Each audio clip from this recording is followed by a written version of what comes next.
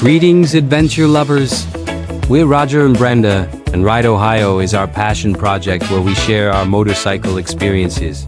Every mile on the road tells a story.